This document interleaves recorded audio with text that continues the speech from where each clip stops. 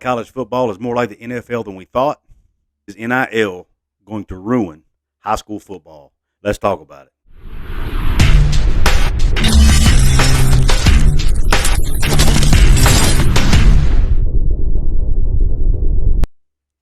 What is up, college sports fans and fellow members of Mountaineer Nation? This is Coos, and welcome to another edition of Coos' Corner. So come on in, sit back, relax, and let me pour you out a shot of top-shelf college sports content.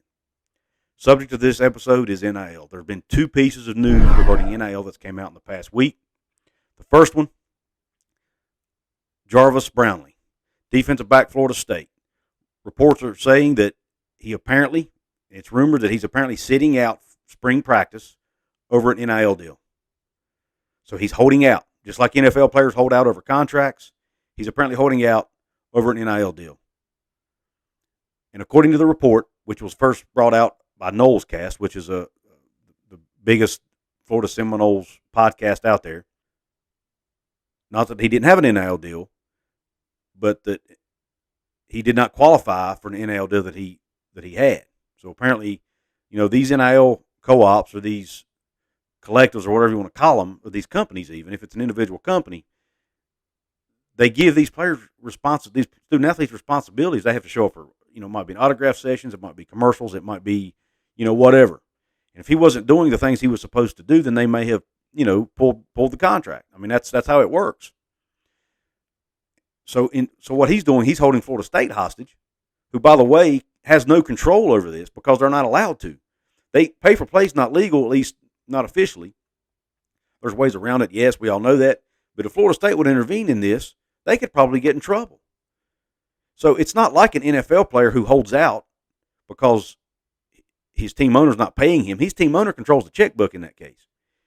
Brownlee's holding out, assuming this is true, he's holding out and holding Florida State hostage, and they're not the ones controlling the checkbook in this scenario. It would be the NIL contributor, the company, the NIL collective, or whoever it is he's got to deal with. They're the ones holding the checkbook here, not Florida State. So why punish Florida State for it?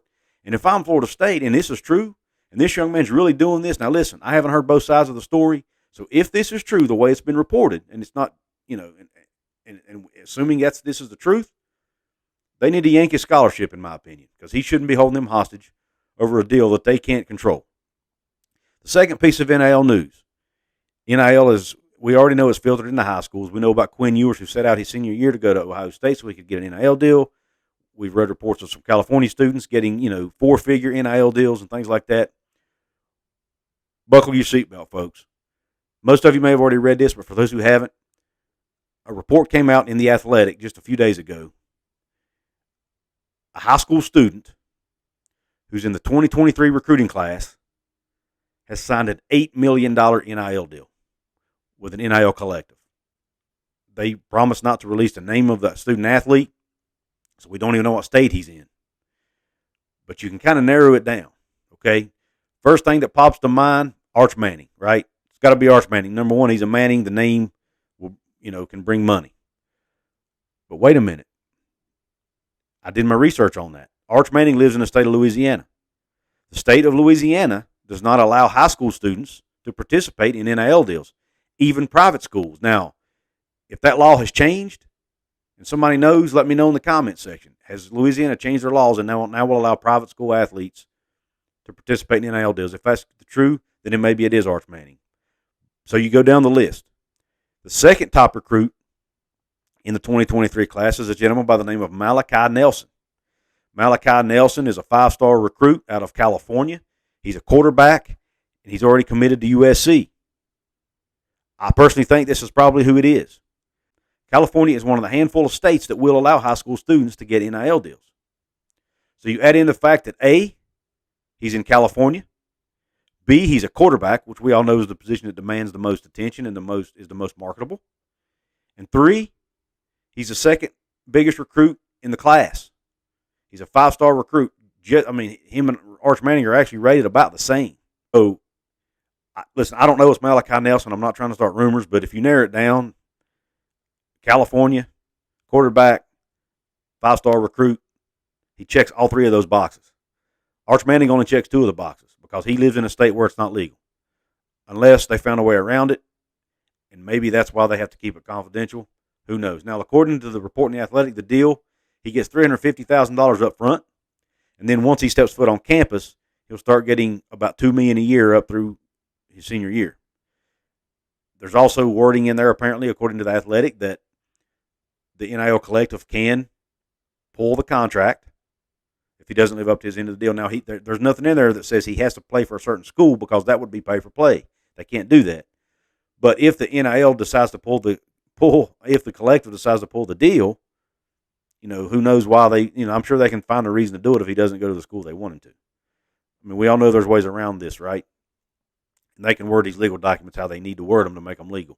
Even if they pull the deal, he will still make like 10% commissions and things like that off of, off of his services or whatever products he's promoting. If they sell, he could get some commission off of it, even if they pull the deal. So he could still make, even if he changes schools, they pull the deal, he could still make some money on it. So the kid's going to make money. Kudos to the kid. I don't blame the kid. But here's the problem. If you've got a high school kid who's worried about that $8 million contract, you think he's going to want to risk getting injured in a high school game? More than likely not. So then you got high school kids either A, not giving 100%, which could cause them to get hurt. B, you have them sitting out games or even whole seasons, which, like I said earlier, we've already seen Quinn Ewers do. And then it starts impacting high school football, man. High school football is the lifeblood of a lot of communities in this country. I mean, heck, look at the state of Texas, for crying out loud. There's whole cities that will shut down on Friday nights because everybody's at the football game. I mean, it's a big deal, man. And I do not want to see that ripped away from us.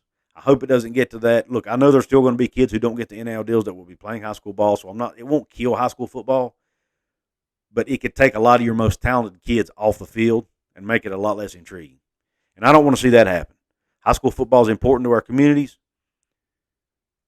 but I don't blame the kids.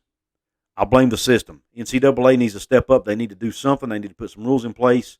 Some of these states need to step up, put rules in place. The federal government, somebody needs to step up, put some rules in place to limit the chaos that's being caused by NIL and the transfer portal and all these other issues we've got going on in college athletics.